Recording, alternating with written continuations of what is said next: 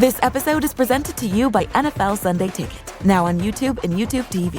With NFL Sunday Ticket on YouTube and YouTube TV, you can watch your favorite teams' out-of-market Sunday games, plus watch up to 4 games at once with Multiview. Don't miss the race to the playoffs. NFL Sunday Ticket is now just $39 when bundled with YouTube TV, where you get even more football. Visit youtube.com/Spotify offer to sign up now. Lowest price on YouTube TV with base plan. Rest of 2023 season. Terms and embargoes apply. No cancellations. This episode is brought to you by State Farm. From your morning podcast to your afternoon playlist, State Farm knows you personalize your entire day. And that's why State Farm helps you personalize your insurance with the State Farm Personal Price Plan. It offers coverage options that help protect what you care about most at an affordable price just for you. Like a good neighbor, State Farm is there. Prices vary by state. Options selected by customer. Availability and eligibility may vary.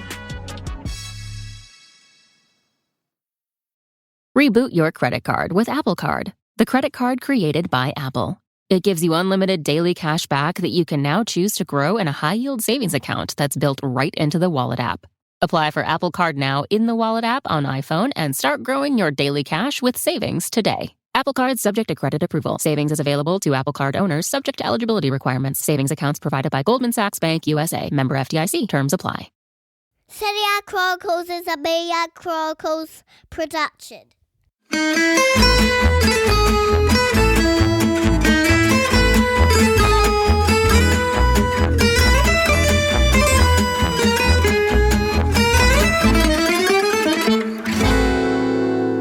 Hello, Serie A Chronicles listeners. It is Patrick Kenrick. I'm coming to you live, for want of a better word, from Naples. It's Christmas Eve and an opportunity early this morning to reflect on what we witnessed in round 17 of Serie A. I took in a couple of games. I commentated on Salernitana 2, Milan 2, and also on Frosinone 1, Juventus 2. Similar match situations, albeit contrasting results, but we'll get to Juventus in due course. Let's start with Milan. It does appear now that Stefano Pioli really is coming to the end of the line. There are media reports that the game against Sassuolo at San Siro, where Milan were beaten 5-2 last season amid their terrible run of results between January and February, does appear that he is in last chance saloon against Sassuolo. Curious, given that actually a question was put to him about Salernitana being in last chance saloon, l'ultima spiaggia, quite literally the last resort, the last beach, if you will. And Pioli had said, well, if Salernitana are in last chance saloon, we need to play as if we are too. Milan, quite frankly, didn't play like that at the Arechi. They got an early goal through Fikayo Tomori, who was their last fit and standing central defender. Unfortunately, no longer is. And it appeared that Milan just thought the game would be a cruise after that. Quarter of an hour gone. Slightly soft free kick given away by Salernitana. Rafael Leao puts it back into the middle. Giroud tries to turn it goalwards. Eventually the ball pops up nicely and Tomori heads it into the back of the net. Milan up and running 1-0. However, they hadn't won away from home in Serie A since the 7th of October, and despite their excellence in Newcastle, they did win at St James's Park, curiously, but in Serie A they've really struggled on the road. They hadn't won since a 1-0 win at Genoa way back on the 7th of October, which, if you remember, was also a crazy game of football because Mike Maignan was sent off, Olivier Giroud ended up with the gloves, and even then Christian Pulisic didn't score until just before the 90-minute mark. Well, here, Milan weren't able to press ahead and really consolidate their advantage because Federico Fazio, 36 years of age, the former Roma defender, the Salernitana captain, was back in the side after missing their trip to Bergamo through suspension.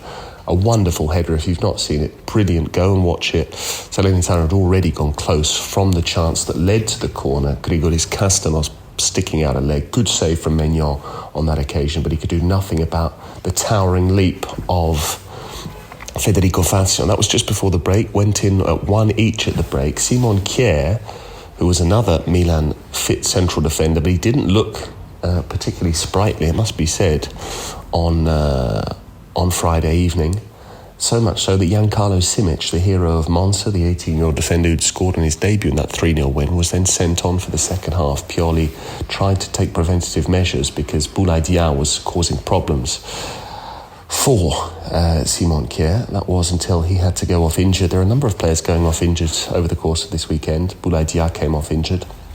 And the same fate would befall Fikayo Tomori. So Simic sent on, but it would be Salernitana who would take the lead. They'd come from behind against Milan, 1-0 down. This is a team that had won only once all season, 8 points from 16 games, bottom of the pile, averaging a point every other game. Their only win had come against, curiously, another team involved in the Champions League this season from Italy's contingent. That was Lazio, and at the same venue, the Arecchi. And they led 2-1 after Antonio Candreva does what Antonio Candreva does so well. Struck the ball with a massive amount of pace, and it was awkward. It was squirting out towards that far corner. It was dipping. It was an awkward one for Mike Maignan. Despite that, the best goalkeeper in Serie A, if not one of the best in Europe, should really have dealt with it comfortably at his near post. He didn't. A very rare mistake from Maignan. He let it through and then immediately gave daggers towards Theo Hernandez. He glared at his compatriot as if to say, I was unsighted, the goal is not my fault, it was your fault. And that's never a good sign when teammates are starting to play the blame game, and you do wonder how much more Stefano Pioli has to give with this group of players. They need to take their share of responsibility, of course, but the positive thing for Milan is that Pioli then made changes to affect the game, and affect the game he did. Luka Jovic has managed to find a bit of form, having scored against Frosinone at home. He then found the net at Atalanta, albeit that ended up being in vain because Luis Muriel scored that brilliant winning goal. But here, his goal would be worth a point, whereas it wasn't at Gevis Stadium against Atalanta. Olivier Giroud, again, with that uncanny knack. We've seen it so many times recently. We saw it at Newcastle. We witnessed it against Monza. Giroud doesn't panic when he's in the box, doesn't always go for goal himself. If there's a teammate in a better position, he can guide it into their path, just as he did here with his head, and Jovic steered it calmly into the corner. That was bang on the 90-minute mark. There were 5 added minutes. Milan mustered one more opportunity. Davide Calabria with a header, but Benoit Costil, yes, him, Olivier Giroud's doppelganger, they were up against one another. He was able to make the save. Salernitana rude to drop points really just because of the way the game panned out, but so too did Milan. They've lost further ground on Inter and Juventus, both of whom won this weekend, and I know that Nicky and Mina will be taking you through exactly how those other sides got on. But I will move on to Juventus, who were in action with the early kick-off in Frosinone on Saturday, the 12:30 start, the lunch match, as the Italians like to call it, which is quite amusing given an Italian has never eaten at 12:30 in his life, even in the most extreme north of the peninsula. I'd be amazed if anyone has ever had lunch at 12:30. But there you go, maybe it's the lunch match because by the time it ends at 2:30, you can have lunch, although frequently we do actually see some of the supporters with their tinfoil sarnies, their panini, tucking in at half-time, so maybe that's why it's been called that lunch match. Anyway, always a difficult kick-off time. Juventus again playing before Inter, albeit this time around because of their drop points at Genoa, because they could only draw at Marassi, they didn't have the chance to do the sorpasso. They couldn't leapfrog Inter, only to be leapfrogged again.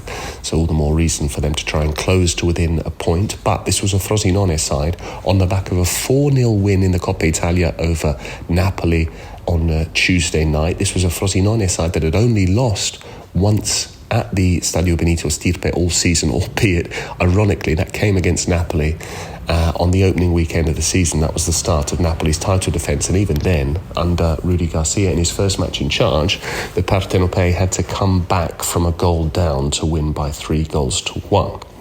So it was never going to be easy for Juventus. There was that significant subplot that 3 of their loanees, Enzo Barrenechea, Caio Giorgi and Mattias Solé, all lined up against their parent club. And they all started the game as well. Eusebio Di Francesco keen for them to play. He said they were motivated, they were keen to do well. And so it proved.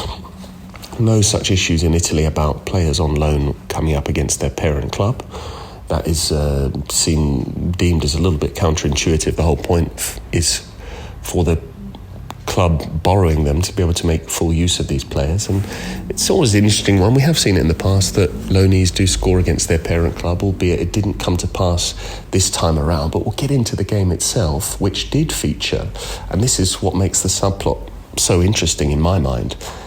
the likes of Barrenechea and Solé, and to a lesser extent Caio Jorge, because he's really struggled with injuries, have been sent out because they can't get into the Juventus first team, or they wouldn't get the amount of minutes required with the Bianconeri to really justify them staying with the first team. And yet Kenan Yildiz, who's only 18 years of age, is clearly deemed good enough to feature for Juventus, albeit we'd only seen him for 6 cameos, 6 appearances from the bench prior to the game at Frosinone, and yet with Federico Chiesa injured, nursing that knee that he had operated on a couple of years ago, and Dusan Vlahovic out of form in front of goal, he was dropped. Kenan Yildiz was given a start alongside Arek Milik, the Polish striker who hadn't played from the first whistle in Serie A for Juventus since the 1-0 win over Milan when Locatelli scored way back when in October. So a curious call from Allegri, but a decision which immediately paid off. Yildiz managed to dribble his way past 3 Frosinone defenders just inside the penalty area before lashing one past Stefano Turati at his near post, all that after Turati had initially given the ball away. And it was looking like a similar story for Juventus to the one we saw at the Franchi against Fiorentina, scored on almost exactly the same minute of the game. This time it was Kenan Yildiz scoring his first goal for the club, just as Fabio Miretti had done in Florence, albeit this was on his full debut. And he's very highly thought of. The 18-year-old scored on his Turkey full debut against Germany. There's a massive rivalry there under Vincenzo Montella, the Turkey side that had qualified for Euro 2024. And here he marked his Bianconeri bow with a goal and took it supremely well. Despite that, Yildiz didn't last much beyond half-time. Juventus went in leading by a 0-0 at the break. Pollirola, the Frosinone right-back, had to come off midway through the first half through injury, and Frosinone were already missing a number of players defensively through injury. Oyono, who's their first-choice right-back, they were missing their first-choice left-back in Riccardo Marchizza. They had Caleb Okoli, who was suspended. And so that meant that they brought on Jaime Baez, who is a right-winger. That meant Ilario Monterisi tucked in at right back, he who ordinarily is a centre back.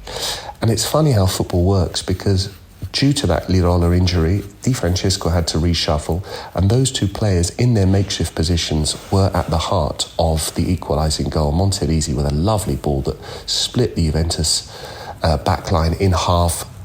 Jaime Baez timed his run to perfection. This was 6 minutes into the second half, and he beat Wojciech Szczęsny, and it looked like it was going to be the same old story as Genoa for Juventus, because having led 1-0, they'd let their opponents back into the game, and you did wonder whether they were going to lose further ground on league leaders Inter. Just when we started to wonder that, Kenan Yildiz was taken off, Dusan Vlahovic was sent on. Juventus had already gone close with Vlahovic, Stefano Turati making a save. Then with a scissor kick, Weston McKennie almost scored his first goal of the season, rattling the crossbar. Eventually, though, Juventus would make their breakthrough. Vlahovic scoring a towering header, very similar to the one we saw Olivier Giroud score against Juventus for Milan at Allianz Stadium last season. McKennie with the cross, standing leap from Vlahovic, and yet somehow, from quite a long way out, he generated the power to guide it past Turati and get Juventus that all-important goal 10 minutes shy of the 90-minute mark. Juventus again showing that they really subscribe to their theory of fino alla fine, right up until the very end. And again, they got their noses in front. Vlahovic would have another goal disallowed for offside, but in the end, it was a supreme performance from him off the bench, proving a point, getting that all-important goal that was worth an extra 2 points for Juventus. So they make up further 2 points on Milan, and they did put the pressure on Inter, who on paper had an easy game at home to a Lecce side who are not good away from home. However, this was an Nerazzurri team that were missing a number of senior players, Lautaro Martinez and Federico Di Marco in particular, injured. But unfortunately, I wasn't able to see that game as I was travelling down to Naples, where I'll be spending Christmas. So I'll take this opportunity to wish you all a very Merry Christmas once again. And Juventus going very strong in their title challenge. Milan out of sorts, dropping points, and who knows where Stefano Pioli's future lies. But I will leave you in the very capable hands of my colleagues Nicky and Mina to take you through the rest of the weekend's action. Ta-ra for now. Looking for a fun way to win 25 times your money this football and basketball season? Test your skills on Prize Picks, the most exciting way to play daily fantasy sports. Just select 2 or more players, pick more or less on their projection for a wide variety of stats, and place your entry. It's as easy as that. If you have the skills, you can turn $10 into $250 with just a few taps. Easy gameplay, quick withdrawals, and injury insurance on your picks are what make Prize Picks the #1 daily fantasy sports app. Ready to test your skills? Join the Prize Picks community of more than 7 million players who have already signed up. Right now, Prize Picks will match your first deposit up to $100. Just visit prizepicks.com/play100 and use code PLAY100. That's code PLAY100 at prizepicks.com/play100 for a first deposit match up to $100. Prize Picks, daily fantasy sports made easy. Tired of ads interrupting your favorite show? Good news. Ad-free listening on Amazon Music is included with your Prime membership. Download the Amazon Music app or visit amazon.com/ad-free sports. That's amazon.com/ad-free sports to catch up on the latest episodes without the ads. Enjoy thousands of Acast shows ad-free for Prime members. Some shows may have ads. Welcome to part 2 of our Stitched Together Voice Notes podcast episode for this Christmas week. It's me, Nicky, here, obviously with part 2, and you've got me laughing because I've just listened to Patrick and his voice note and talking about the lunch match idea and the fact that no Italian has ever eaten their lunch at 12:30, which really tickled me, and also put me in mind of back when these lunch matches were first introduced, and Parma's fans did what I thought was one of the most ridiculous and ineffective protests I've ever seen in football, the Protesta del Panino, where their ultras showed up and in coordinated fashion when the game kicked off, 12:30 local time, all picked up and bit into their sandwiches together. So disproving Patrick actually on the point that no Italian has ever eaten their lunch at 12:30. The Parma fans and the Protesta del Panino, the sandwich protest, did in fact eat at 12:30, but it was only to make a point. So whenever you're eating your lunch, I hope you're all having a lovely run up to Christmas. Tomorrow, I'm recording this on Christmas Eve in the morning. I've just written my column for The Guardian, which was all about Napoli's game last night. Well, Roma's game against Napoli, depending which way you want to frame it, but I've written it from the Napoli angle. Roma beating Napoli 2-0 at the Stadio Olimpico was an odd game, very much defined by the sendings off that happened late on. It was yet another occasion where I'm watching Roma, and for long parts of the game I'm just thinking, it's such a particular contrast that you get at the Stadio Olimpico these days, where the atmosphere is so hot, like right to into the deep into the second half. There's been no goals in the game, and the crowd has not stopped going, has not stopped singing. They've got so much energy, and yet you're looking at the football on the pitch and thinking this is so short on energy compared to what the fans in the stands are giving.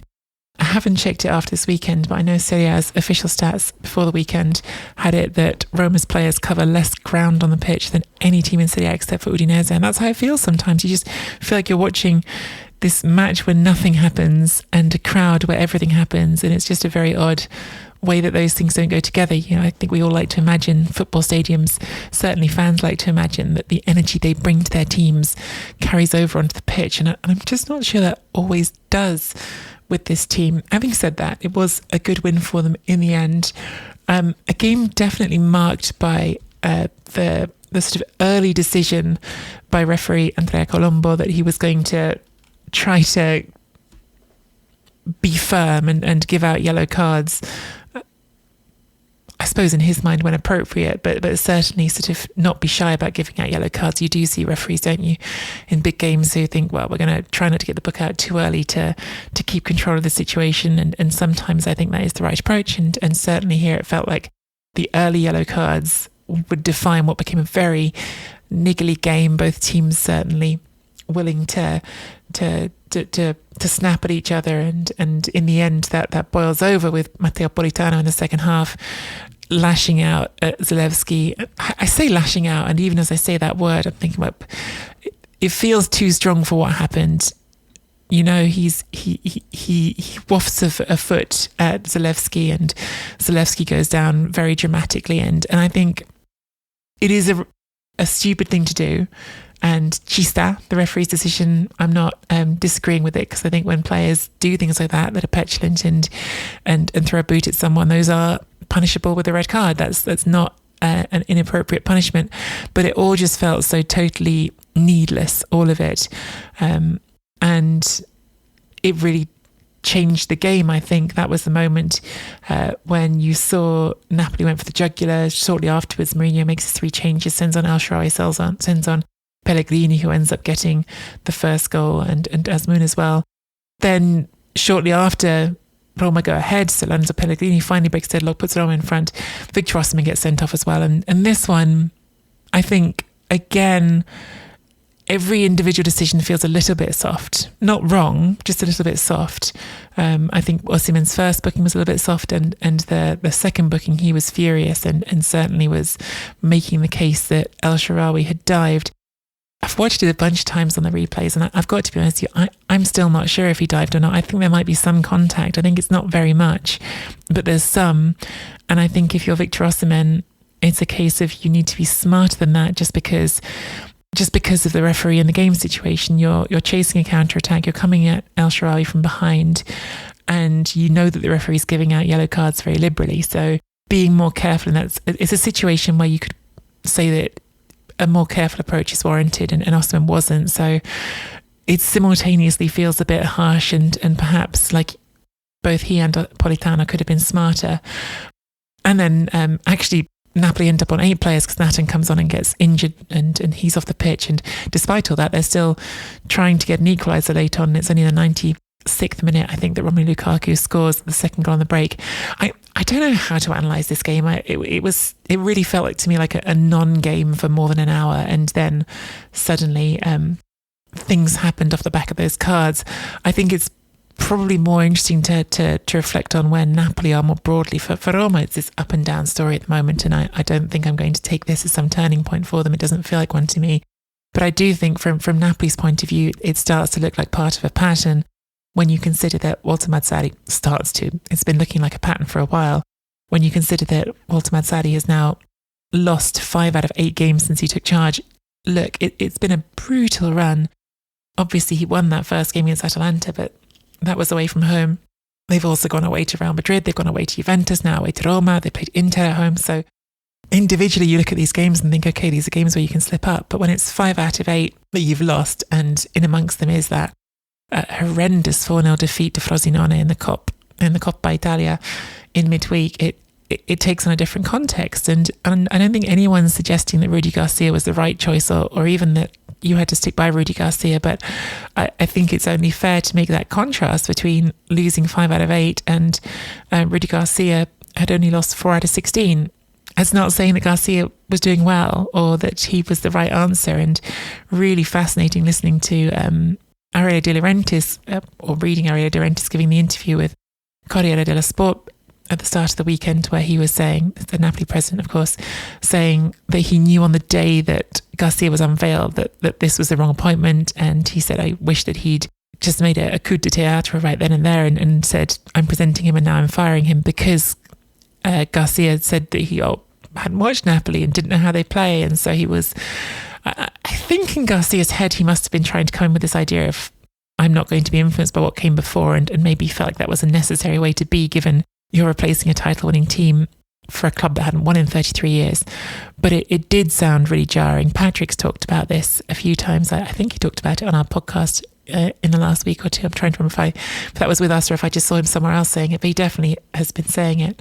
But he was really shocked at Garcia's unveiling when he didn't mention Spalletti at all. So those things are all true, and certainly not diminishing those. I think that De Laurentiis was trying to make himself sound better in the interview with Corriere dello Sport, saying, well, I spoke to Thiago Motta didn't want the job because it felt like a hiding to nothing. Either you win and you're doing what the other guy did, or you're going to be cast with unfavourable comparisons, which is fair.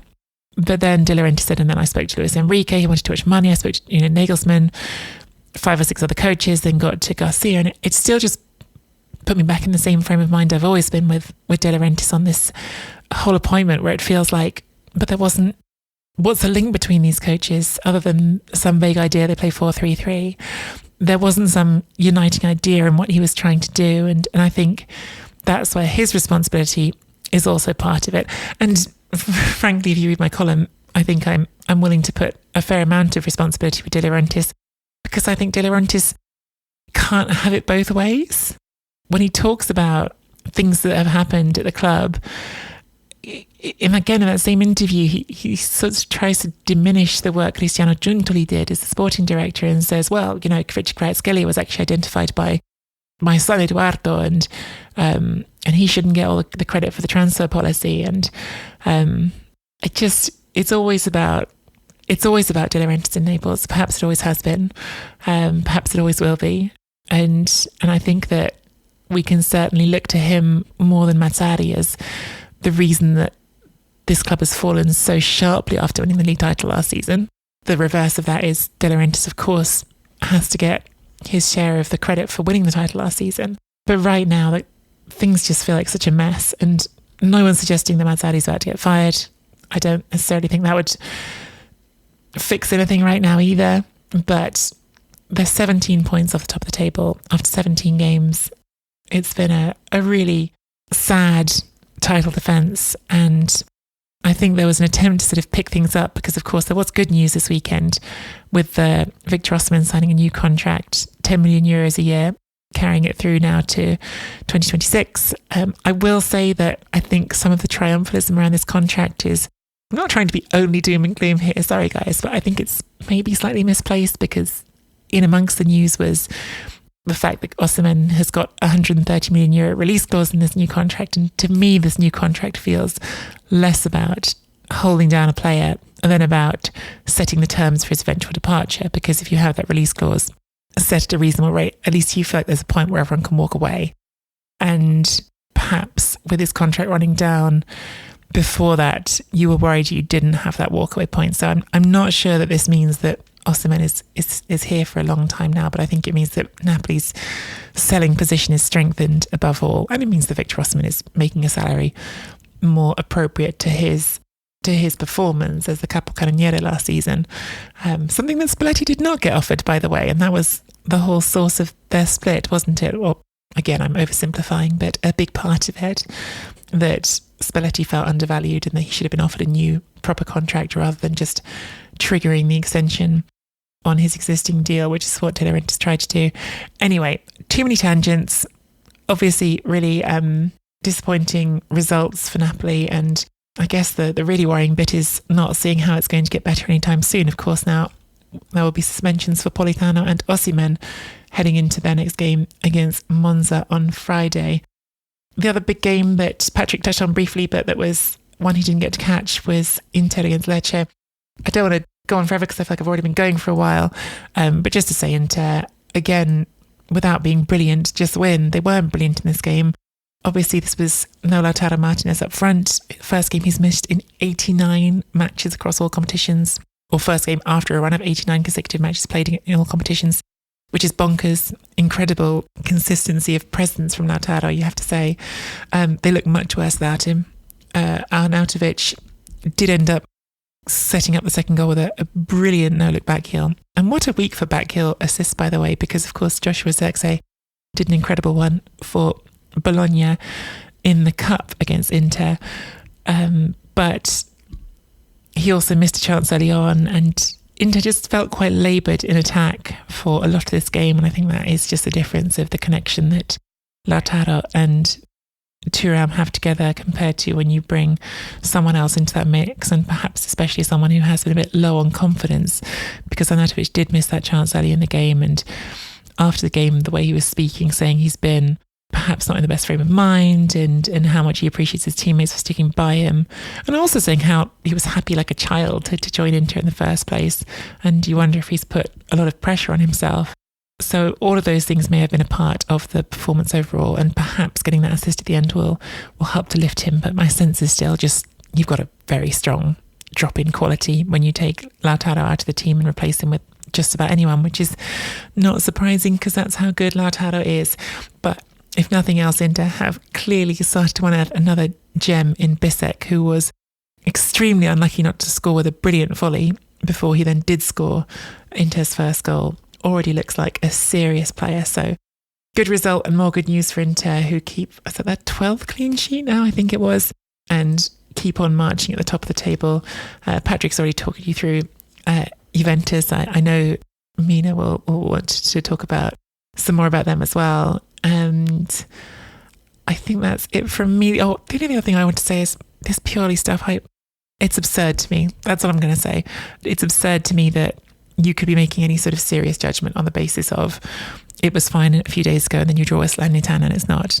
Either he's out and he's out, or he's staying and he's staying. But this sort of violence swinging back and forth between the two things. Oh, he beat Newcastle in the cup and everything's good again, and oh, you draw one game and it's all out again. It's not healthy for the club. So I think personally, I've said my piece on this. I don't think there's a clear case for replacing him right now, just because who's going to come in and do better.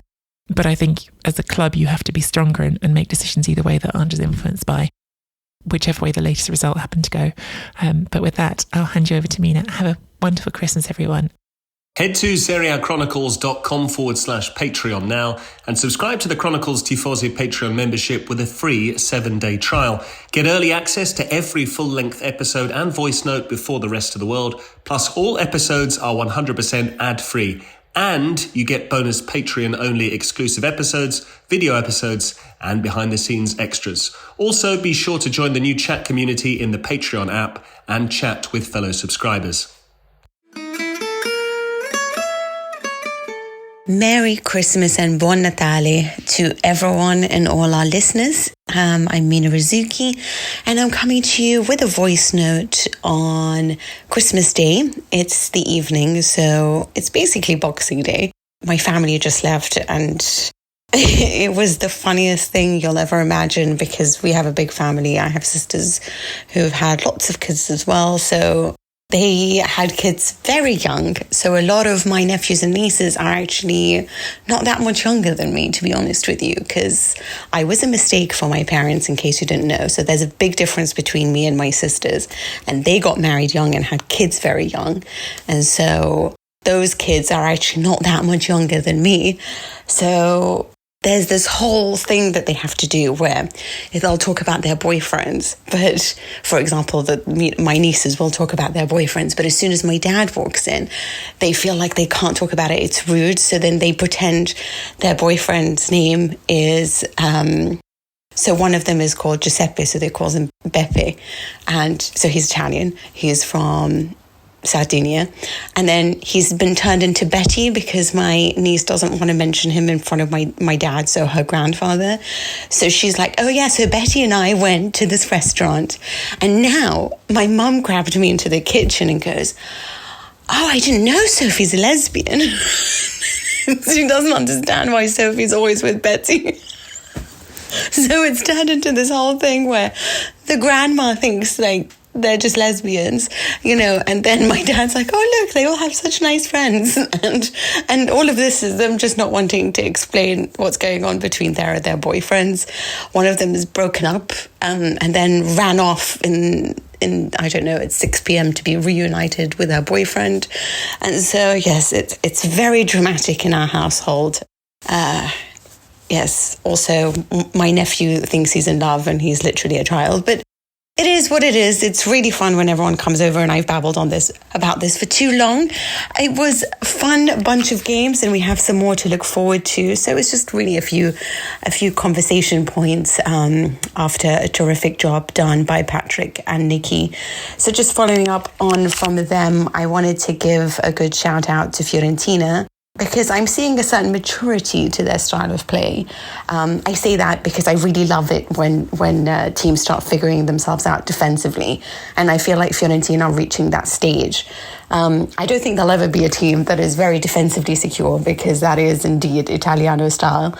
But they have managed 3 clean sheets in their last 4 league matches. And so I do think that's something worth noting. So bravo to them. It was a good match against Monza. I thought it was superb that they shifted to a 3-4-3 at the very end of the match, and Italiano spoke about it as something that they are toying with, that they're experimenting with. He said, "We do it in training for emergencies. I was afraid of Monza tonight," and about their own tactics. So he tried to figure out a way to neutralise Monza. I don't think Monza have been very good, to be honest with you. I think they've been rather poor. I was amazed that they managed a good performance against Juventus, but then everyone looks good against Juventus. But I think Monza on the whole have been very disappointing, to be honest with you. And I understand it, but I did sort of see Fiorentina winning this. But I just, that move to the 3-4-3 at the end, keeping another clean sheet, a certain maturity to their style of play. They've had some absences recently, but the way that they're going at this point last year, after 17 matches, they had 23 points, and now they're on 30. So I just wanted to give them a shout out.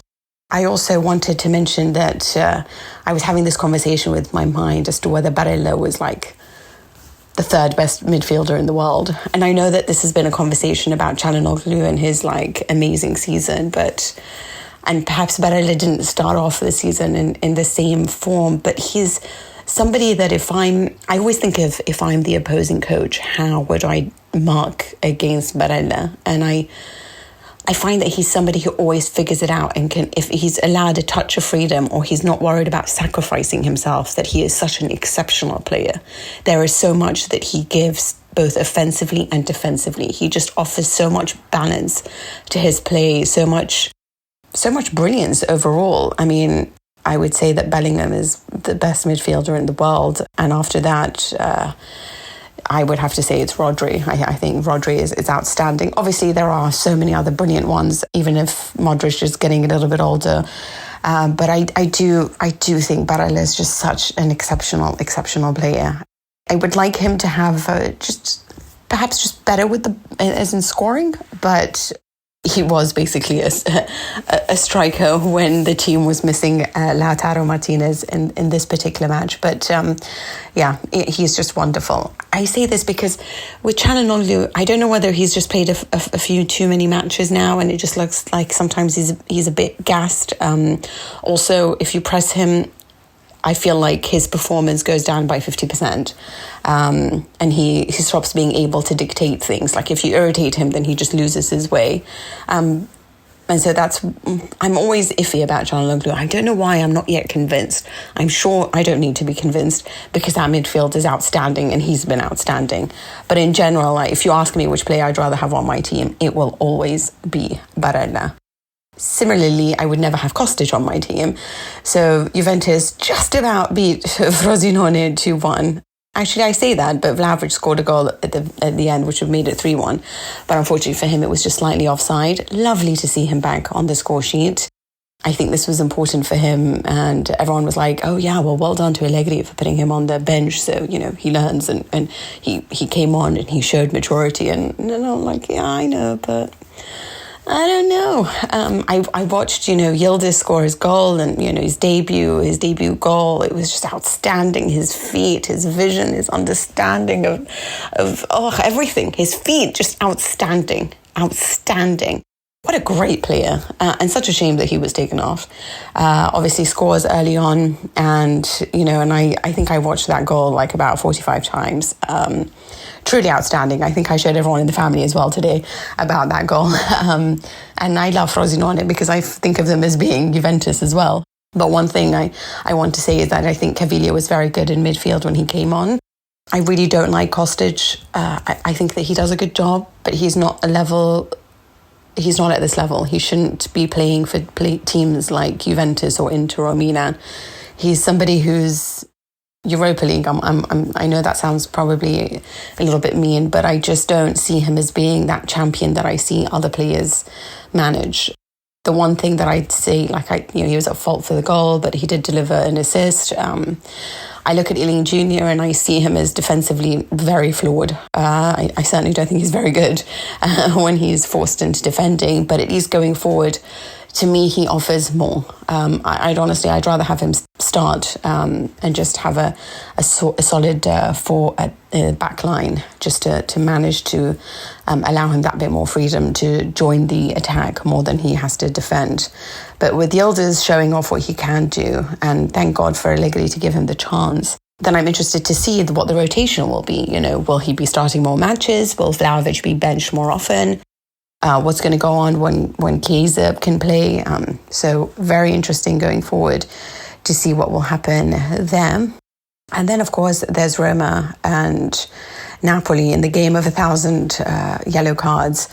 I thought this was immense, because if I time it in sort of 10-minute intervals, Roma got a yellow card in every 10 minutes, basically. So in 66 minutes, they had collected 6 yellow cards. In 90 minutes, they had collected 8. The only bracket of 10 minutes in which they didn't collect a yellow card was the 70th. I mean, Roma got all the yellow cards, but yet none of them were sent off. They know how to push to the utmost of their limit, but then withhold from going any further in this particular match. Whenever it's a do-or-die match, I sometimes forget this, whenever it's do or die, you must always trust in Mourinho, because he knows how to handle this, because what these matches become are psychological matches, and when it comes to that, no side will ever do it better than a Mourinho side. And if anything had taught me that, it was the Barcelona match for Inter, when they were going for the treble and they were down to 10 men. And when you put a Mourinho side in a cage, if you like, and you make them feel like they have to fight, they will always fight. And that is why you should always trust in Mourinho. And you have to start wondering what's happening with Napoli. And I understand that Walter Mazzarri is saying he hasn't had time. And he spoke about this. He's like, I haven't had time to try to correct anything, or to change this team, or to allow them to play in the way that I think will succeed and allow balance. But he will be, I don't know when he'll be offered that bit more time to try to do something. But if there's anything that shows you winning is so difficult, it is Kvaratskhelia, for example. He's really struggling to show the best. And I thought maybe because he hasn't had Mario Rui in the side, and we've offered him all sorts of different things, and there's been moments where he's been brilliant, and there's been other moments in which his shine has been dulled, if you like. And I think sometimes you watch these players do it day in and day out, and you keep measuring it. If they're not superb in every game, you're like, oh, well, he wasn't great in that game. It is so difficult to be consistent. It is so difficult to be a champion. It is so difficult to win year after year, motivate yourself to be brilliant year after year. And I think sometimes we take these things for granted. We've taken Ronaldo and Messi for granted. We've taken all these great champions for granted, because you watch these players, and when they can't do it every year, I feel sorry for them. I understand them. And so I'm amazed that there's players out there that can continue to do this every year. And I think that Kvaratskhelia is just going to need a little bit more of a hand. He is very young, and I think there's a lot of expectations on his shoulders, but we're not seeing the best of him. We're not seeing the best of Napoli on a consistent basis. Lobotka got injured. Di Lorenzo is just, oh God, it's not going very well for him. Osimhen lost his mind. Although it's up to you whether you thought he deserved to be sent off. But I think that for Roma, I do want to mention Bove, because I really, really like Bove. I love a physical player. I do love a physical player. I mean, I do have to also say that Belotti literally delivered the most beautiful assist on a silver platter, and then Bove didn't score. If I was Belotti, I think I would have beaten him up. It was literally like a work of art to deliver just a masterpiece to him, and then he squandered it. And there's that moment where you're like, oh my God, how could you miss that? But I don't know, there's a lot about him that I really love. I think in a couple of years' time, he's going to be a magnificent midfielder. Worth noting that Napoli, the great Napoli, their XG was 0.68 in this match. It was that difficult for them to create any chances worthwhile. So in their last 6 matches, they have won twice and lost 4. So things are not going well for Napoli. They may have had all the possession, but it's the 50 feet in 8 matches for Walter Mazzarri. You've got Politano losing his head. You've got Victor Osimhen being sent off, and you've got Kvaratskhelia falling down a well. And so it's going to be hard, but they need to recover that incisiveness. At the very end, though, I do want to speak a little bit about Milan. There are a lot of accounts that I really love, who I follow, who are Milan fans, and some of them are calling for Pioli's head, and I can understand it too. I don't know where I stand anymore on what I think is the right way forward. I was firmly on Pioli's camp, and then I read this beautiful article. If you have time, do read it. It's on Ultimo Uomo. And I'm sorry, I'm not sure which of the writers wrote this, but they talked about the fact that Rafael Leao is not progressing as a player. And this is something that we always talk about with coaches, It's something that some accusations leveled at Allegri is that he doesn't develop youngsters. People have said that of Carlo Ancelotti. I think one coach that we all agree does that is Pep Guardiola. Another one's actually De Zerbi too. I'm not a fan of De Zerbi. I don't know if I've mentioned that enough. But one thing I must always credit him with is the ability to really progress players. And the question with Pioli and Rafael Leao is that I don't see any new weapons being added to his arsenal. He sort of does the one thing that he always does, and there isn't further growth to his game, further development that should come also with age that I'm not seeing from him. And that this group looks like a collection of individuals. And I have to agree with all that. So I understand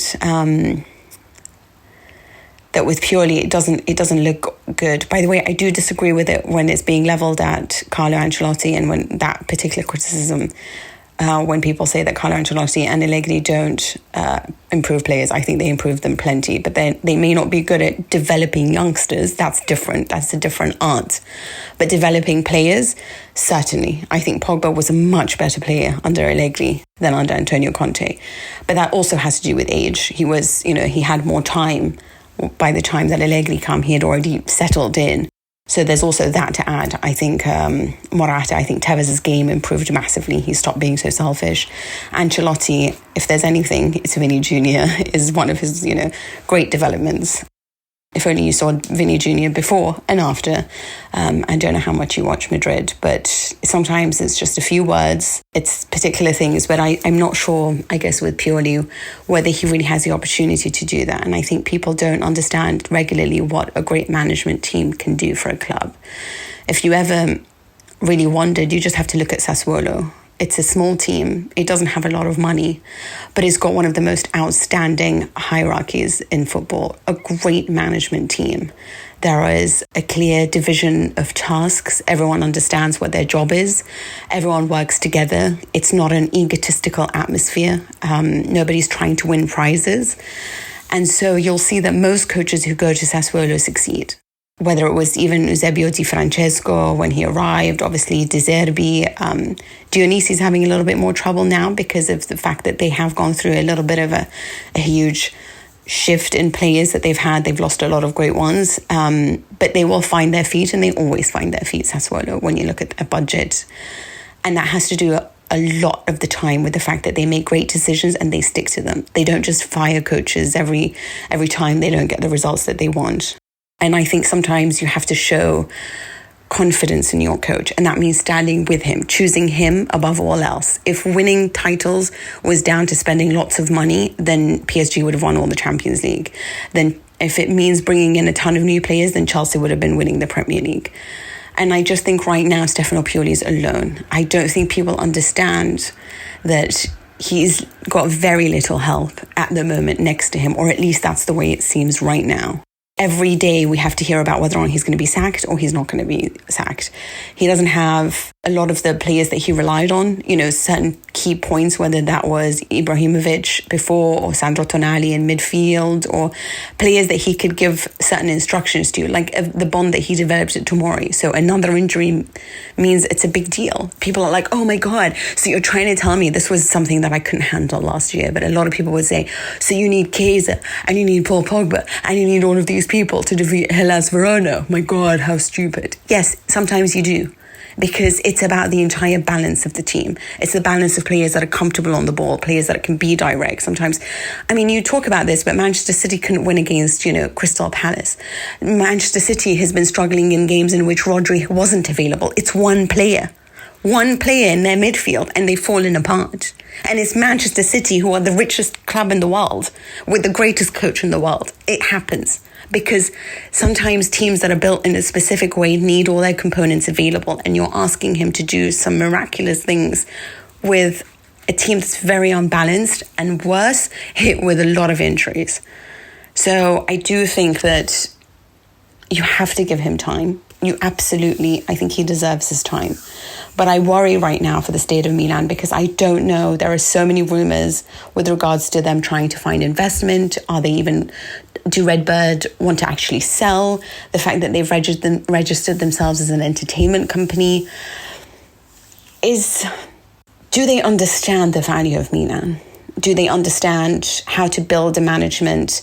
Because there were lots of things before that as well, between the directors and between the sporting director and Maldini. And I'm not sure that this is a capable management that can run a high-profile team.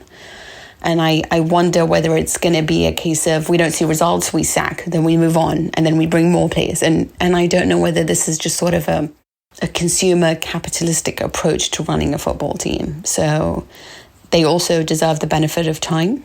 But I do feel like, as much as I can agree with a lot of the criticisms with Pioli, I honestly feel like there's not that many coaches that can do a great job with what they've been given now, especially not with these injuries. And maybe he is at fault for these injuries. I don't know. Again, that is something to be looked at, because right now injuries are really widespread. Like, Real Madrid don't have a team anymore. So, I mean, there's literally 3 players left.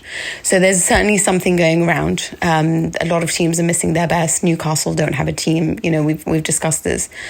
But I do feel that I think that everyone deserves the benefit of time. Anyway, that's it from me. I've babbled on for far too long. Merry Christmas again. Happy New Year. Ciao for now.